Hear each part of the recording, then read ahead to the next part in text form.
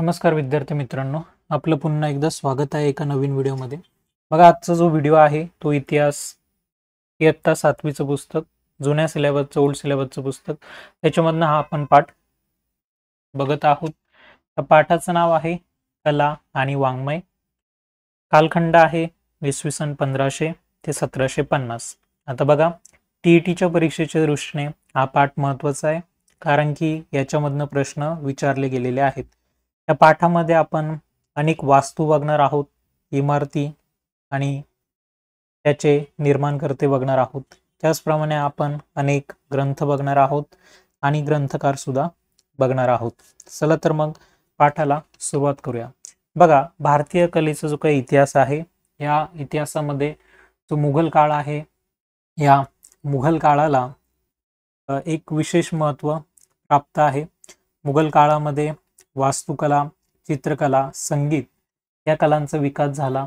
साहित्य क्षेत्रामध्ये सुद्धा या काळामध्ये मोलाची भर पडली। मुघल काळातील वास्तुकलेविषयी आपण बघूया। मुघल काळामध्ये भारतीय वास्तुकलेमध्ये नेत्रदीपक प्रगती झालेली होती।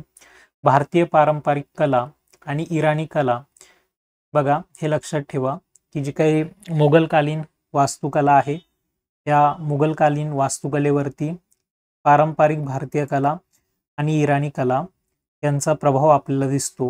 किंवा तुम्ही असं म्हणू शकता की मुघलकालीन जी काही वास्तुकला आहे, ती वास्तुकला पारंपरिक भारतीय कला आणि इराणी कला यांच्या संगमातून निर्माण झालेली आहे। आता ही जी काही मुघलकालीन वास्तुकला होती, तिच्यामध्ये आपल्याला इमारतीची प्रमाणबद्धता, त्याचप्रमाणे भव्यता, नाजूकपणा हे सगळं बघायला भेटतं। वास्तुभोवताली आपल्याला मोठी मोठी उद्यानं बघायला भेटतात। ही काही वैशिष्ट्ये आपल्याला मुघलकालीन वास्तुकलेची सांगता येतील। त्याचप्रमाणे उंच चौथऱ्यावरती इमारत बांधलेली असायची। इमारतीसाठी लाल अथवा संगमरवरी दगडाचा वापर केला जायचा। कोरीव पानं फुलांची नक्षी संगमरवरी कमानींवरती काढली जायची। नक्षीदार दगडी जाळ्या ह्या बनवल्या जायच्या। वास्तूवर दुहेरी घुमट बनवलं जायचं। हे आणखीन काही वैशिष्ट्ये आपल्याला मुघलकालीन वास्तूची सांगता येतात। आता दिल्ली येथे हुमायूनची कबर आहे। त्याचप्रमाणे आग्र्याजवळ फतेपूर सिक्री येथे काही इमारती आहे। या इमारती अकबराच्या काळामध्ये निर्माण करण्यात आलेल्या होत्या। लक्षात ठेवा, तुम्हाला विचारलं जाऊ शकतं की दिल्ली येथे असलेली हुमायूनची कबर, त्याचप्रमाणे आग्र्याजवळ असलेलं फतेपूर सिक्री हे शहर, त्या शहरातील इमारती या कोणी निर्माण केल्या होत्या किंवा कोणाच्या काळामध्ये निर्माण झाल्या होत्या? तर त्याचं योग्य उत्तर असेल अकबर। आता ही जी काही हुमायूनची कबर आहे, ही हुमायूनची कबर लाल दगडामध्ये बांधलेली आहे आणि तिचा जो काही घुमट आहे तो घुमट संगम रवरी आहे। या ठिकाणी तुम्ही शेख सलीम चिश्ती यांची कबर बघू शकतात। आता जो अकबर होता, या अकबराने फतेपूर सिक्री हे नवीन शहर वसवलेलं होतं। महत्वाचं आहे, परीक्षेच्या दृष्टीने आपल्याला विचारलं जातं की फतेपूर सिक्री हे शहर कोणी वसवलं, तर ते अकबराने वसवलं। फतेपूर सिक्रीमध्ये तुम्हाला अनेक इमारती बघायला भेटतील। त्याच्यामध्ये राणी जोधाबाईचा महाल, बुलंद दरवाजा, बिरबलचा महाल, शेख सलीम चिश्ती यांची कबर, जामा मस्जिद, दिवाने खास, दिवाने आम या वास्तू तुम्हाला फतेपूर सिक्रीमध्ये बघायला भेटतील। शेख सलीम चिश्ती यांची जी कबर आहे ती शुभ्र संगमरवरामध्ये बांधलेली आहे आणि त्यावरती अप्रतिम असं जाळीकाम केलेलं आहे। बुलंद दरवाजा हा भव्यतेसाठी प्रसिद्ध आहे। या ठिकाणी तुम्ही बुलंद दरवाजा बघू शकतात। त्यानंतर शहाजहानच्या काळामध्ये शुभ्र संगमरवरी दगडाचा वापर वास्तू बांधण्यासाठी केला गेला। संगमरवरी दगडांमुळे कोरीव काम करणं सोपं झालं। शहाजहानच्या काळामध्ये तुम्ही बघू शकतात संगमरवरी दगडामध्ये काम झालं। ताजमहल हा प्रसिद्ध आहे। मुमताज महल जी होती, या आपल्या पत्नीच्या स्मरणार्थ शहाजहानने आग्रा या ठिकाणी ताजमहल ही वास्तू बांधली। ही वास्तू जरी भव्य असली तरी ती अत्यंत साधी, नाजूक आणि सौंदर्यपूर्ण आहे। ताजमहलच्या आतील बाजूला जाळीकाम केलेलं आहे जे विलोभनीय आहे। संगमरवरी भिंतींवर पाना फुलांचं नक्षीकाम केलेलं आहे आणि हे रत्नजडित असं नक्षीकाम आहे। आपल्याला ताजमहल भोवती विस्तीर्ण बाग बघायला भेटते। रम्य अशा परिसरात ताजमहल बांधलेला असून ही जगातील एक सुंदर वास्तू आहे. त्यानंतर आपण बघतो की दिल्लीचा जो लाल किल्ला आहे तो सुद्धा शहाजहाननेच बांधलेला होता. आता हा जो लाल किल्ला आहे, या लाल किल्ल्यामध्ये दिवाने आम, दिवाने खास ही दालनं प्रसिद्ध आहे. आपले जे काही राष्ट्रीय उत्सव आहे ते आपण या लाल किल्ल्याच्या परिसरातच साजरे करत असतो. आता मुघल काळामध्ये जी चित्रकला होती त्याच्याविषयी आपण बघू. मुघलांचा जो काही दरबार होता त्या दरबारामध्ये अनेक भारतीय त्याचप्रमाणे इराणी विख्यात चित्रकार होते. भारतीय चित्रकार जे होते ते व्यक्तींची हुबेहूब चित्र काढण्यामध्ये कुशल होते आणि जे इराणी चित्रकार होते हे निसर्ग चित्र काढण्यामध्ये कुशल होते. अकबराच्या काळामध्ये या दोन्ही शैलींचा समन्वय होऊन मुघल चित्रशैली उदयास आली. बघा, भारतीय आणि इराणी चित्रशैली यांचा संगम होऊन मुघल चित्रशैली त्या ठिकाणी उदयास आली. जहांगीरचा जो काळ होता, या जहांगीरच्या काळामध्ये मुघल चित्रशैलीला त्या ठिकाणी राजाश्रय देण्यात आलेला होता. जहांगीरच्या काळामध्येच ही मुघल चित्रशैली बहारास आली होती. आता विषयानुसार स्वतंत्र चित्र काढून घेण्यावर जहांगीरने भर दिलेला होता. पशुपक्ष्यांची आणि फुलांची अनेक चित्र जहांगीरने काढून घेतली. त्याने गुलाब पुष्पांच्या 150हून अधिक जातींची चित्र काढून घेतली होती. जहांगीरच्या काळामध्येच निसर्ग चित्राला महत्त्वाचं स्थान मिळालं होतं आणि या निसर्ग चित्रशैलीचा प्रभाव पुढील काळामध्ये जी काही कांगडा चित्रशैली होती तिच्यावरती दिसून येतो. त्याचप्रमाणे आपण बघतो राजपूत चित्रशैली, तिचा स्वतंत्रपणे याच काळामध्ये विकास झाला. राजपूत चित्रशैलीमध्ये संत काव्य, आपल्याला संत काव्याचा प्रभाव राजपूत चित्रशैलीमध्ये बघायला भेटतो. राजपूत चित्रशैलीचे जे काही विषय आहेत ते विषय लोकजीवनाशी संबंधित होते. राजपूत शैलीतील अनेक चित्र ही भिंतीवर काढलेली असायची. मुघल बादशाह हे कलेचे भोक्ते होते, तसंच ते निसर्गप्रेमी सुद्धा होते. त्यांनी विस्तीर्ण बागा तयार केलेल्या होत्या. आता 2 बागा या ठिकाणी लक्षात ठेवायच्या.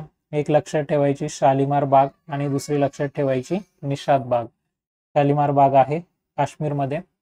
या बागा मुघलकालीन बागा आहे, त्या आज सुद्धा प्रसिद्ध आहेत. संगीत, मुघलकालीन संगीत बघा तर मुघलांच्या दरबारामध्ये पंडित हरिदास, तानसेन, बैजू बावरा यासारखे विख्यात गायक अकबराच्या काळामध्ये होते. हिंदुस्थानी संगीत त्याचप्रमाणे कर्नाटक संगीत या 2 संगीत शैली मुघल काळामध्ये रूढ होत्या. पुढील काळामध्ये लोकप्रिय झालेले ठुमरीसारखे संगीत प्रकार हे सुद्धा मुघल काळामध्ये उदयाला आलेले होते. पुरंदरदास, त्यागराज यांचं कर्नाटक संगीतामध्ये योगदान होतं. जेव्हा आपण साहित्य, वाङ्मय याच्याविषयी बोलतो तर मुघल काळामध्ये संस्कृत, फारसी त्याचप्रमाणे प्रादेशिक भाषांमध्ये मोठ्या प्रमाणात साहित्याची निर्मिती झालेली होती. संस्कृत आणि फारसी साहित्याविषयी जर बोलायचं झालं तर जे काही जगन्नाथ पंडित होते त्यांनी गंगालहरी, कवींद्र परमानंद यांनी शिवभारत, व्यंकटाध्वरी यांनी विश्वगुणा, दर्शचंपू असे उल्लेखनीय ग्रंथ संस्कृत भाषेमध्ये लिहिलेले होते. त्याचप्रमाणे अथर्ववेद, उपनिषद, रामायण, महाभारत, भगवद्गीता, लीलावती इत्यादी ग्रंथांची फारसीमध्ये भाषांतरे करण्यात आलेली होती. हा प्रश्न आपल्याला टीईटीला विचारला गेला आहे. जो दारा शुको होता याने कुठल्या ग्रंथांचं फारसीमध्ये भाषांतर केलेलं होतं, तर याचं योग्य उत्तर होतं उपनिषद. दारा शुको हा शहाजहानचा मुलगा होता, तो संस्कृत पंडित होता आणि या दारा शुकोने उपनिषदांचं फारसीमध्ये भाषांतर केलेलं होतं. बाबरने तुझकी बाबरी हे आपलं आत्मचरित्र तुर्की भाषेमध्ये लिहिलेलं होतं. बाबरची जी मुलगी होती गुलबदन बेगम हिने हुमायून नामा हा ग्रंथ लिहिलेला होता. त्यानंतर जो अबुल फजल होता याने अकबरनामा आणि एन ए अकबरी हे फारसी भाषेमध्ये ग्रंथ लिहिलेले होते. तर आपण हिंदी साहित्याविषयी बोलतो तर संत तुलसीदास यांनी रामचरितमानस हे काव्य लिहिलेलं होतं. सूरदास यांनी सूरसागर हे कृष्ण भक्तीवर असलेलं काव्य लिहिलेलं होतं. मलिक मोहम्मद जायसी या कवीने पद्मावत हे काव्य हिंदीमध्ये लिहिलेलं होतं आणि ते एक अभिजात काव्य आहे. उस्मान कवीने चित्रावली आणि नूर मोहम्मद याने इंद्रावती हे काव्य लिहिलेले होते. IMP आहे आपल्या टीईटीच्या दृष्टीने. इथनं प्रश्न फ्रेम होत असतात. तुम्हाला पुस्तकाचं नाव दिलं जातं आणि विचारलं जातं कुठल्या लेखकाने ते लिहिलेलं आहे, किंवा चुकीची जोडी ओळखामध्ये तुम्हाला प्रश्न विचारला जातो किंवा जोड्या लावामध्ये प्रश्न विचारला जातो. मराठी साहित्य जर बोलायचं झालं तर संत एकनाथ यांनी मराठीमध्ये भागवत हा ग्रंथ लिहिला होता. त्याचप्रमाणे संत एकनाथांची भारुडे आणि गवळणी हे जे काही काव्य प्रकार होते हे विशेष प्रसिद्ध होते. मुक्तेश्वर जे होते त्यांनी महाभारतातील काही भागांचं ओवीबद्ध भाषांतर केलेलं होतं. संत तुकाराम महाराजांचे जे काही अभंग आहे त्या सुद्धा महाराष्ट्रात कानाकोपऱ्यामध्ये म्हटले जातात. संत तुकाराम यांचा संबंध अभंगांशी आहे, संत एकनाथ यांचा संबंध भारुडे गवळणी यांच्याशी आहे. दासबोध जो आहे तो संत रामदास यांनी लिहिलेला होता. दासबोध मध्ये उपदेशपर श्लोक आपल्याला बघायला भेटतात. त्याचप्रमाणे कृष्णाजी अनंत सभासद यांची सभासद बखर ही त्या ठिकाणी प्रसिद्ध आहे. सभासद बखर मध्ये शिवाजी महाराजांचं माहिती दिलेली आहे. सभासद बखर हे शिवाजी महाराजांचं चरित्र आहे. हे महत्वाचं आहे, लक्षात ठेवा. इंग्रज ख्रिस्ती धर्मोपदेशक ज्यांचं नाव होतं थॉमस स्टीफन्स यांनी मराठीमध्ये ख्रिस्त पुराण हा येशू ख्रिस्तांच्या जीवनावरील ग्रंथ लिहिला होता. या कालखंडामध्ये इतर प्रादेशिक भाषांमध्ये सुद्धा साहित्य निर्मिती झाली. उर्दू साहित्याविषयी बोलायचं झालं तर दख्खनी उर्दूमध्ये शाह मिरांजी यांनी खुशनामा हा काव्यग्रंथ लिहिला. नुसरती याला उर्दू भाषेतील महाकवी म्हटलं जातं.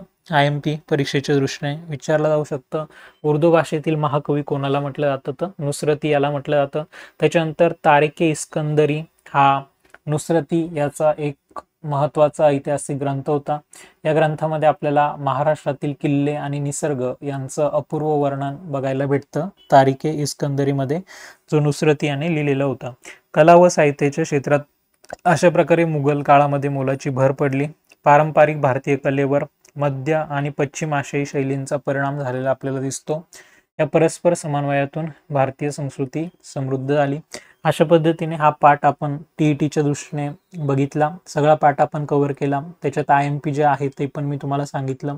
इथे तुम्हाला काही प्रश्न उत्तर दिलेले आहेत. व्हिडिओ एकदा व्यवस्थित बघा, या प्रश्नांची उत्तर देण्याचा प्रयत्न करा, नोट्स काढण्याचा प्रयत्न करा. याच्यातनं नक्की तुम्हाला TETसाठी उपयोग होईल.